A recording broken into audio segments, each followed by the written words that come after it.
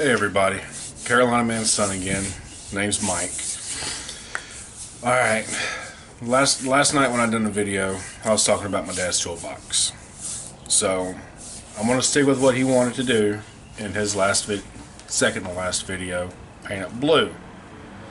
What he chose was Rust-Oleum Sail Blue. So, I'm going to start setting on it today, get it all stripped by 10 o'clock tonight, start painting it first thing tomorrow morning. But I'm also going to do something a little different with it. Now, my dad was thinking about maybe going with a metallic blue. So, I went and picked up a can of Royal Blue Metallic, same brand, Rust-Oleum. And I'm actually going to use that and do some pinstriping and accents, kind of like a tribute to my father. And then I'm going to clear coat it. Now, some people already know that I'm planning on putting it up for auction for the YouTube community. And the proceeds will go to my mother to help her out until she figures out what she wants to do. So, like I showed last night, I've got the toolbox. It's here at my house. I've already spent the money I needed to strip it down and carry on from there. Now, some people have asked about the Mustang, things along that nature. The Mustang is going to be kept. It's going to go to my older brother or my little brother. We are already planning on buying an aftermarket convertible top motor, so it has the power it needs to raise and lower it. Also going to do a few other things here and there as far as stereo system that my dad wanted, things like that. The car's not going anywhere. It never was, it never will be. And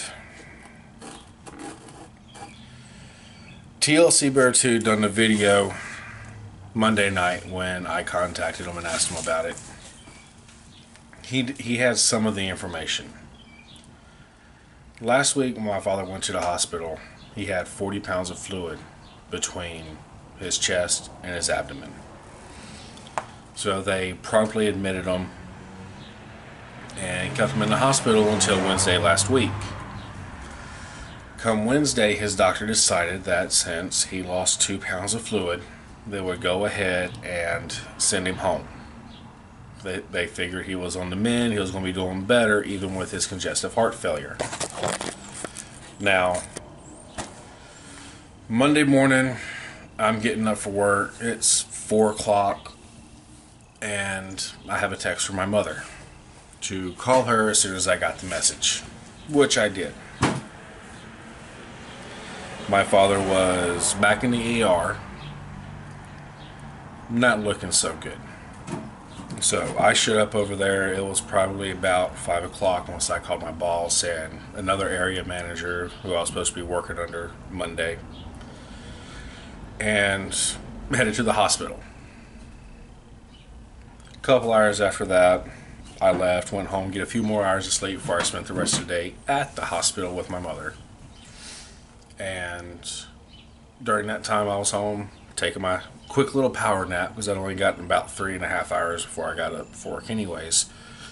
They had already admitted him like we knew they were going to. They weighed him when they admitted him and everything, and he had jumped up to 50 to 60 pounds of fluid in just his abdomen. Now keep in mind, when they released him, he went from 40 to 38, and then in a matter of a couple of days, he jumped up to 50 to 60 pounds. And the doctors don't know why. They won't look into it. As far as they're concerned, he's done passed. It's not an issue for them anymore. But that afternoon, the doctor came in talking about doing a PICC line, which a lot of people know what a PICC line is. I'm not going to get into it. So my mom signed off on the paperwork, and at the same time, the doctor decided, well, we're going to have to transfer him because we're not equipped to handle this. So he wanted to know which heart institute that we wanted him to go to, either Tulsa or Oklahoma City. And we figured Tulsa just because it's easier to access that hospital than Oklahoma City. So he called, had arrangements, came back in, explained everything. And then while I was in the middle of explaining, they called and said to get him on the helicopter. Don't drive him by ambulance. Get him on the helicopter. Get him out there so they can assess him and figure out what they need to do. Well,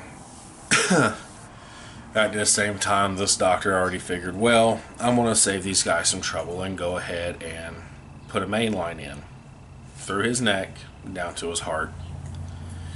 And once they got that main line put in place is when my father had a seizure and then promptly coded. They done chest compressions for almost a half hour before they called it. So that is basically the gist of everything that happened, except for one point, which I just now remembered. Y'all have seen the videos where he had his gallbladder removed. He was doing all right, except for he tore one of his wounds open. He was twisting to reach, grab his diabetic kit or something while I was sitting on the couch to test his sugar, and one of them ripped open. They told them, the hospital, as long as it's draining clear, keep it clean, keep it bandaged, and he'll be just fine. Once he finally made it to the doctor, they cleaned it back up, resealed it, and sent him on his way. And then a couple weeks later, he's in the hospital for the fluid in his chest and abdomen. Nobody wants to sit there and put the pieces together, or let alone figure it out, so the hospital's going to pay for it, one way or another. But the Mustang, like I said, it's not going nowhere. We put a lot of time and effort. Brand new convertible top. I got it running in no time at all when I replaced the fuel pump when he first bought the car. Done some modifications to it here and there, cold air intake, struts, shocks, whole 9 yards. There's just too much in it. He loved it. Matter of fact, I'm still going to buy a radio for it that he wanted. Toolbox will be done and painted by Sunday night. There will be a video on the toolbox once it's done. I just don't have the time to do a video while